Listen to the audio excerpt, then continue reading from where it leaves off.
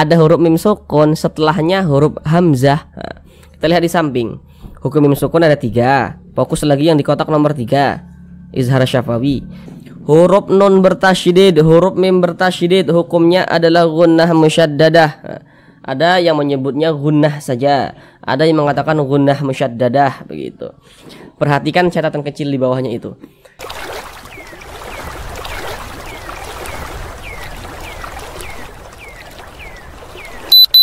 Assalamualaikum warahmatullahi wabarakatuh. Apakah Bapak dan Ibu, saudara semuanya masih terbata-bata, belum lancar dalam membaca Al-Quran, kemudian juga belum memahami ilmu tajwid? Mari belajar mengaji Al-Quran bersama kami. Akan kami jelaskan tajwidnya dengan pelan-pelan. Semoga dengan penjelasan tajwidnya yang pelan-pelan, semoga Bapak dan Ibu saudara semuanya bisa langsung memahami ilmu tajwid Al-Quran dengan mudah. Kemudian bagi Bapak dan Ibu saudara semuanya yang belum lancar dalam membaca Al-Quran, masih terbata-bata dalam membaca Al-Quran, maka dengan kita belajar tajwid kemudian juga memahaminya, maka insya Allah akan bisa segera lancar di dalam membaca Al-Qurannya. Namun sebelum itu kami doakan terlebih dahulu semoga Bapak dan Ibu saudara semuanya senantiasa dalam keadaan sehat, dipermudah segala urusannya, dikabulkan segala hajat-hajatnya, dan semoga senantiasa dilancarkan rezekinya oleh Allah Subhanahu wa Ta'ala, diberikan rezeki yang berlimpah ruah dan barakah. Amin amin ya rabbal alamin. Baiklah, langsung kita mulai belajar mengaji Al-Qur'annya. Kita kali ini akan belajar mengaji Al-Qur'an dengan penjelasan tajwidnya yang pelan-pelan, yakni pada surah Al-Baqarah ayat 247. Namun seperti biasa pada surah Al-Baqarah ayat 247 ini pun akan kita bagi menjadi beberapa bagian supaya durasi videonya tidak terlalu lama. Karena di sini kami berusaha menjelaskannya itu dengan detail, kemudian juga dengan pelan-pelan. Jadi harapan kami semoga setelah Bapak dan Ibu saudara semuanya menonton video-video kami, semoga langsung dapat bisa memahami ilmu tajwid Al-Quran dengan mudah. Kemudian semoga langsung dapat bisa praktek dengan sendirinya ketika membaca Al-Quran di surah apapun dan di ayat manapun. Sekarang ini kita masuk pada bagian yang pertama atau bagian yang ke-1 daripada surah Al-Baqarah ayat 247 ini. Pada bagian yang pertama kita akan belajar dari sini sampai sini. Sekarang akan kami bacakan terlebih dahulu dengan pelan-pelan. A'udzu billahi minasy syaithanir rajim.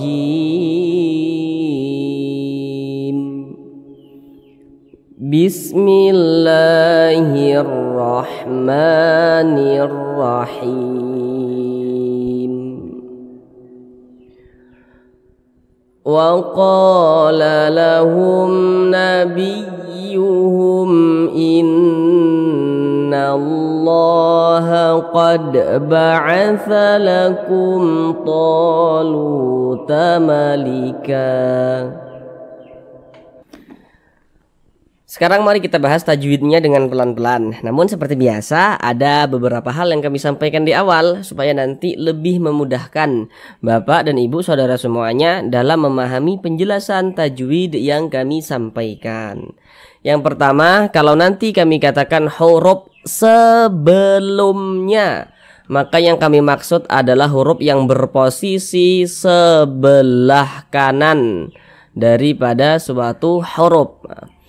Kemudian kalau nanti kami katakan huruf setelahnya, maka yang kami maksud adalah huruf yang berposisi sebelah kiri daripada suatu huruf. Baik, yang pertama di sini waqo. Ko dibaca panjang. Sekarang perhatikan rumus mad tabi'i yang di kotak nomor 3. Kalau kita membaca Al-Quran apabila berjumpa dengan huruf alif, ini huruf alif nih, ini huruf alif yang disambung dengan huruf qaf. Kalau kita membaca Al-Quran apabila berjumpa dengan huruf alif, maka kita perhatikan huruf sebelumnya. Ingat, di sini yang menjadi titik fokus kita, yang menjadi titik perhatian kita adalah tanda bacanya atau harokatnya, bukan hurufnya tapi tanda bacanya.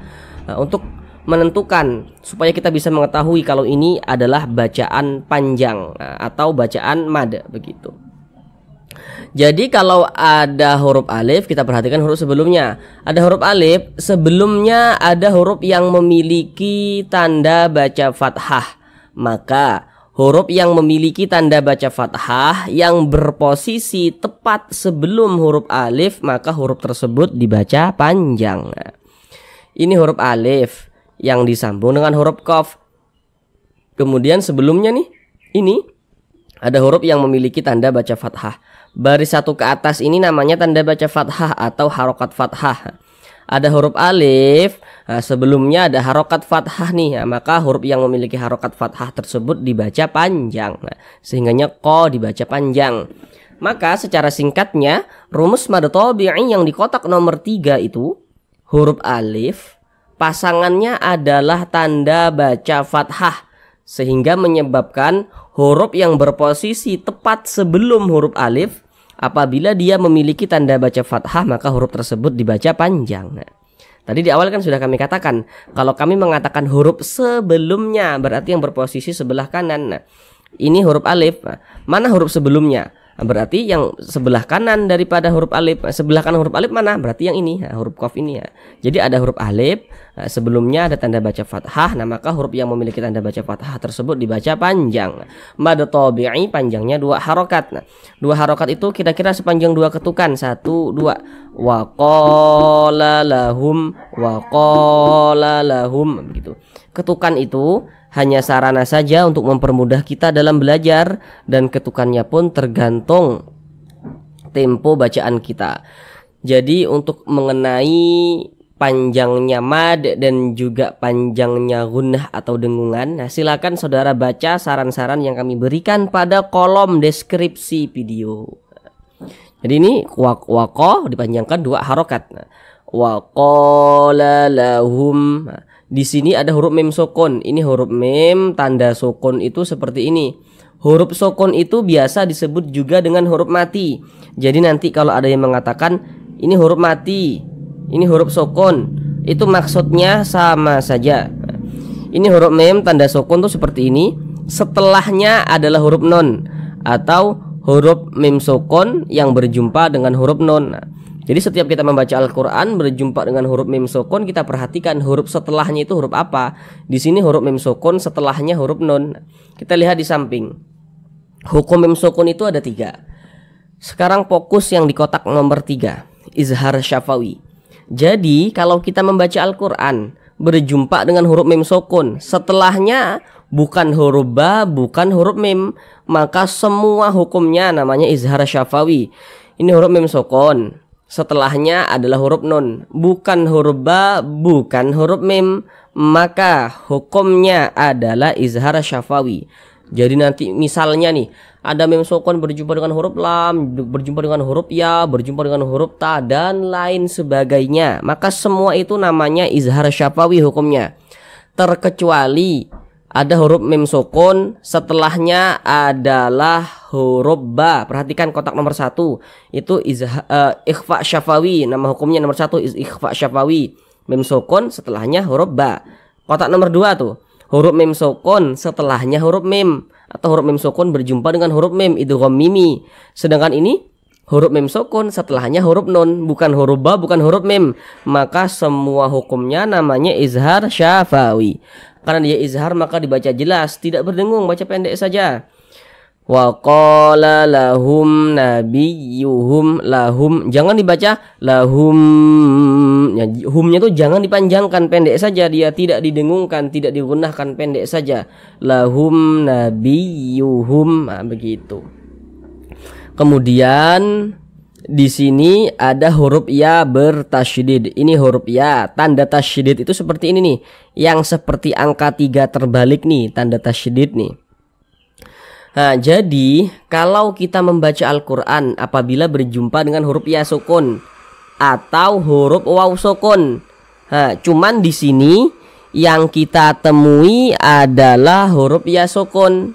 Nah, huruf ya sukun, membaca Al-Quran kita berjumpa dengan huruf ya sukun. Nah, kita perhatikan huruf sebelumnya. Huruf sebelumnya kita perhatikan. Ingat, yang menjadi titik perhatian kita, titik fokus kita adalah tanda bacanya, ya, tanda bacanya, bukan hurufnya tapi tanda bacanya. Kalau ada huruf ya bertasydid, sebelumnya ada tanda baca fathah nih, fathah nih atau kasroh nih. Kalau yang ini kan kasroh nih, baris satu ke bawah kasroh atau domah, maka huruf ya bertasydidnya itu dinaber. Begitu juga misalkan berjumpa dengan huruf wawu bertasydid, huruf wawu atau huruf wawu bertasydid, kita perhatikan huruf sebelumnya. Sebelumnya kalau ada huruf yang memiliki tanda baca fathah atau kasroh atau dhammah, maka huruf wawu bertasydidnya juga dinaber. Tapi di sini yang kita temui huruf ya bertasydid. Ini huruf ya, tanda tasydid itu seperti ini, seperti angka 3 terbalik. Sebelumnya nih ada huruf yang memiliki tanda baca kasroh. Baris satu ke bawah nih tanda baca kasroh namanya atau harokat kasroh. Maka huruf ya bertasydidnya ini dinaber. Apa itu naber? Naber itu adalah penekanan pada huruf-huruf tertentu, sehingga intonasi suaranya itu sedikit lebih tinggi dibandingkan dengan huruf-huruf di sampingnya. Jadi kita tekan nabiyuhum gitu. Nabiyuhum. Kayak ditekan, kayak dikejut itu. Nabiyuhum. Nah, begitu. Ini ada huruf mem sukun lagi. Ini huruf mem tanda sukun tuh seperti ini. Pasti ini saudara sudah tahu nih apa hukumnya, karena tadi di awal sudah kami jelaskan dengan detail nih. Ada huruf mim sukun, setelahnya huruf hamzah. Nah, kita lihat di samping.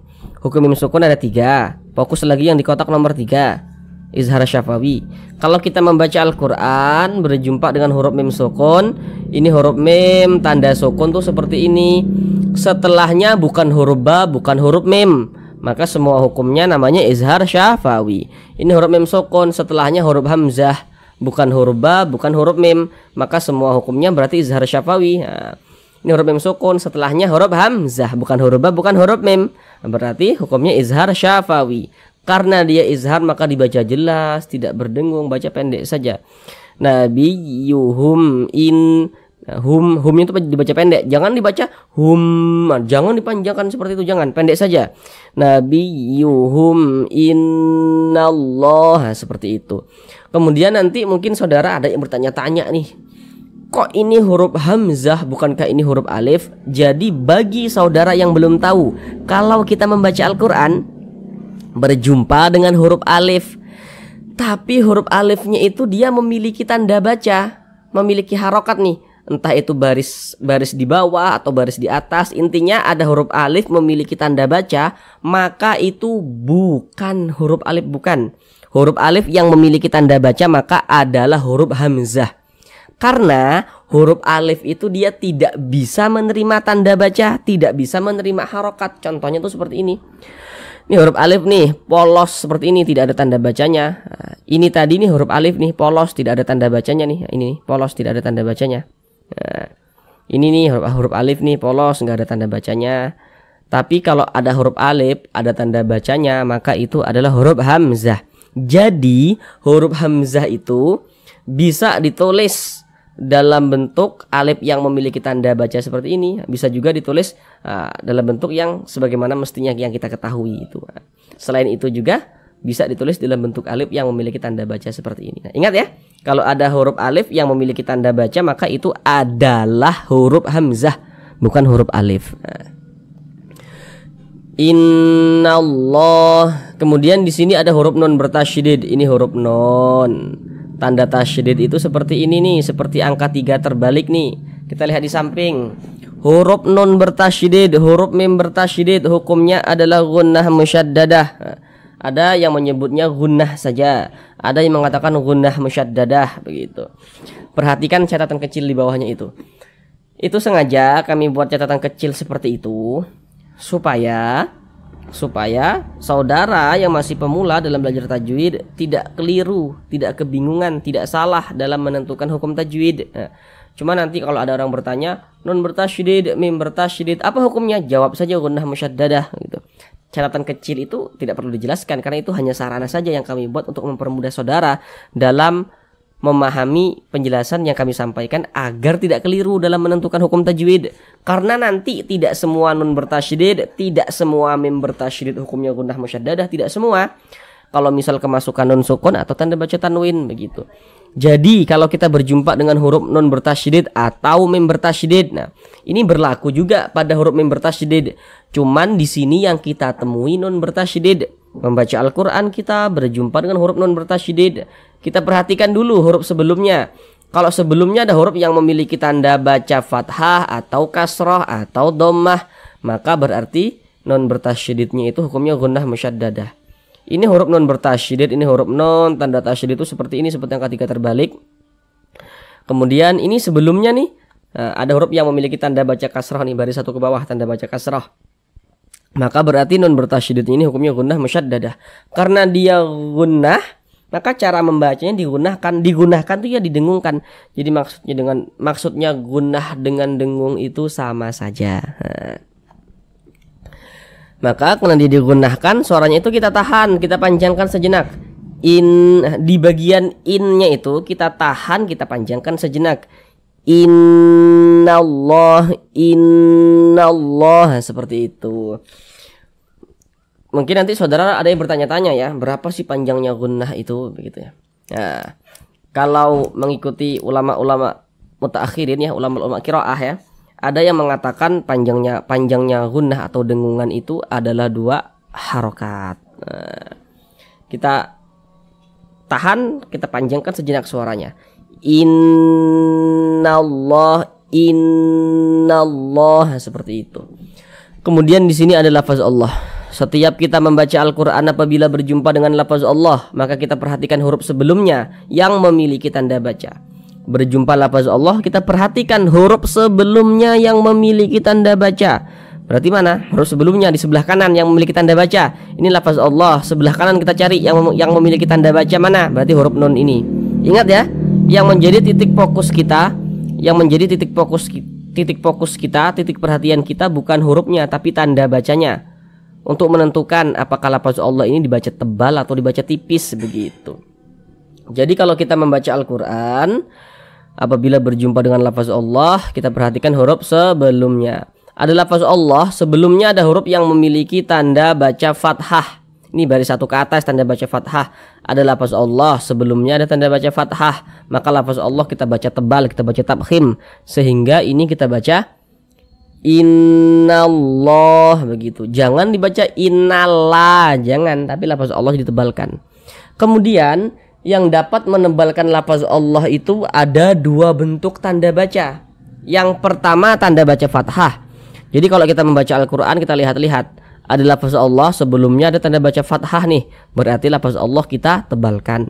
Kemudian yang kedua yang dapat menebalkan lafaz Allah adalah tanda baca dhammah. Ini namanya tanda baca dhammah nih atau harokat dhammah. Jadi kalau kita membaca Al-Quran berjumpa lafaz Allah, kita perhatikan juga nih huruf sebelumnya. Kalau misalkan ada lafaz Allah misalnya, kemudian sebelumnya itu misalnya ada huruf yang memiliki tanda baca dhammah, maka lafaz Allahnya juga ditebalkan. Nah, cuman di sini yang kita temui lafaz Allah sebelumnya ini ada tanda baca fathah, maka lafaz Allah kita tebalkan.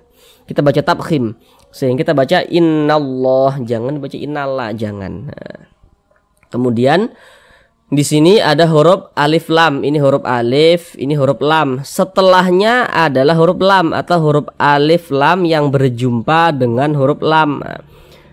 Jadi kalau kita membaca Al-Quran, apabila berjumpa dengan huruf alif lam, kita perhatikan setelah huruf lam itu huruf apa? Ini huruf alif, ini huruf lam. Maka dinamakan dengan alif lam. Nah, setelahnya kita perhatikan, di sini setelahnya masih huruf lam lagi. Kita lihat huruf lam ini huruf apa? Kita lihat di samping. Huruf lam termasuk salah satu huruf syamsiah, maka alif lam yang berjumpa dengan huruf lam hukumnya adalah alif lam syamsiah, karena huruf lam yang ini termasuk huruf syamsiah. Maka cara membacanya dibaca idgham. Jadi cara membaca huruf lam yang ini dibaca idgham. Makanya ini huruf lam yang ini kan dia tidak ada tanda bacanya tuh, tidak ada tanda bacanya. Jadi cara membacanya itu dibaca idgham. Jadi dari na langsung masuk ke huruf lam yang memiliki tanda baca ini. Jadi huruf lam yang ini dia tidak dibaca karena dia tidak ada tanda bacanya, langsung masuk ke huruf yang ini ya. Innallah, begitu. Makanya alif lam syamsiah itu biasa disebut juga dengan idgham syamsiah.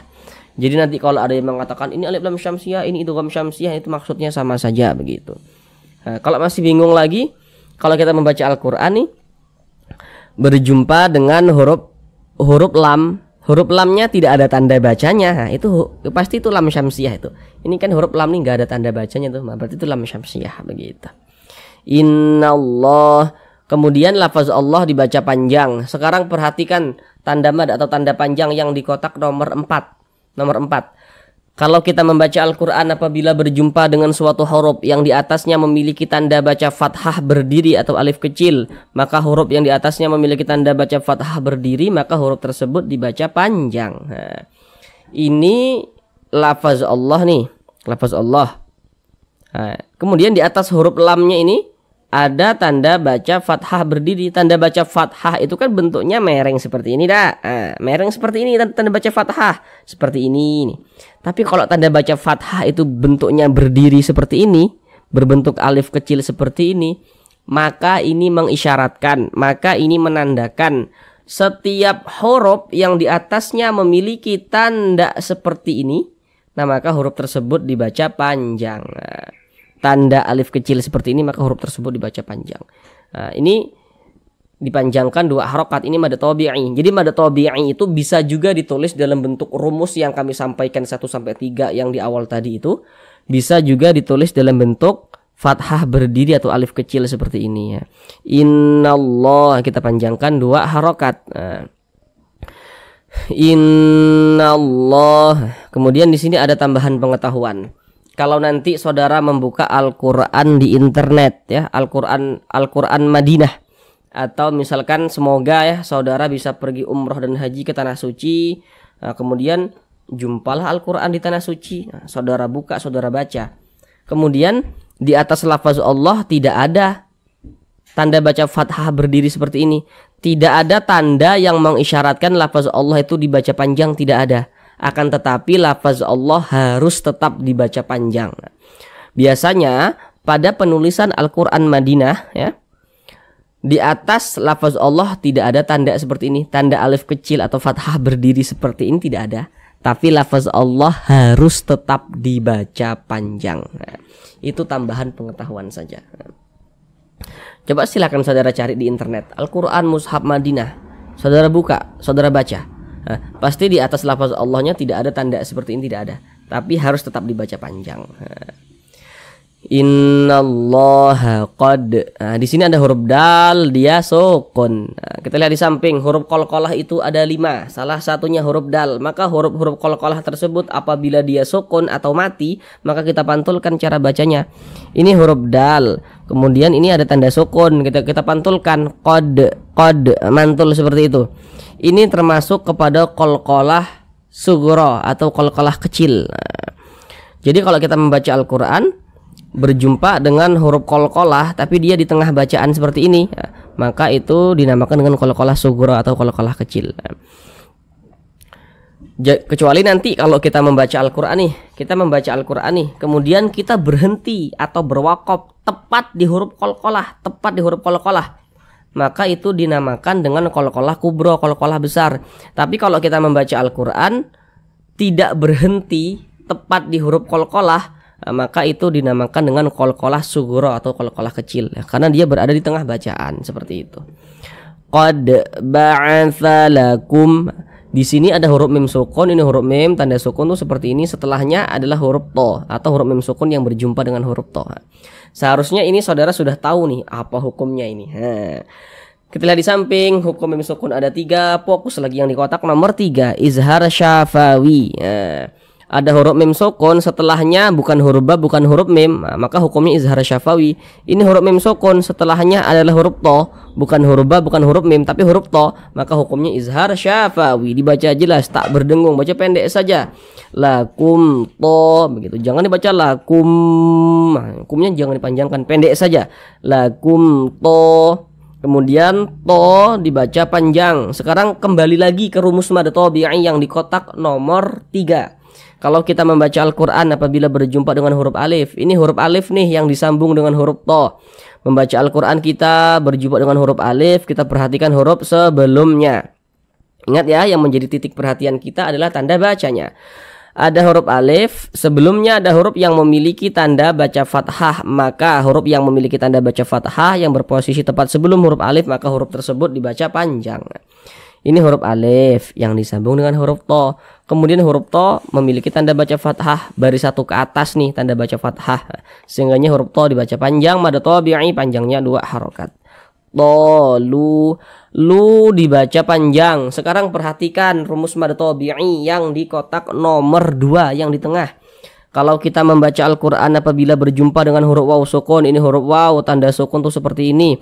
Kita perhatikan huruf sebelumnya. Ada huruf waw sukun, sebelumnya nih ada huruf yang memiliki tanda baca dhammah. Maka huruf yang memiliki tanda baca dhammah yang berposisi tepat sebelum huruf waw sukun, maka huruf tersebut dibaca panjang.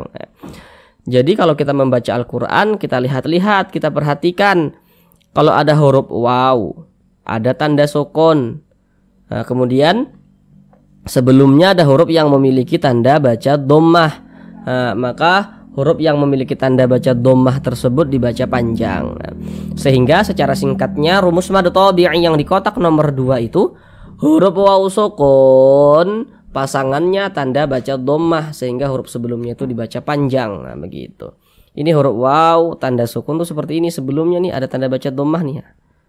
Ini tanda baca dhammah nih namanya, atau harokat dhammah. Huruf yang memiliki harokat dhammah berposisi tepat sebelum huruf waw sukun, dia dibaca panjang. Pokoknya membaca Al-Quran lihat-lihat, ada huruf waw, ada tanda sukun, sebelumnya ada tanda baca dhammah, maka huruf tersebut dibaca panjang, sehingga lu dibaca panjang. Mad tabi'i panjangnya 2 harokat.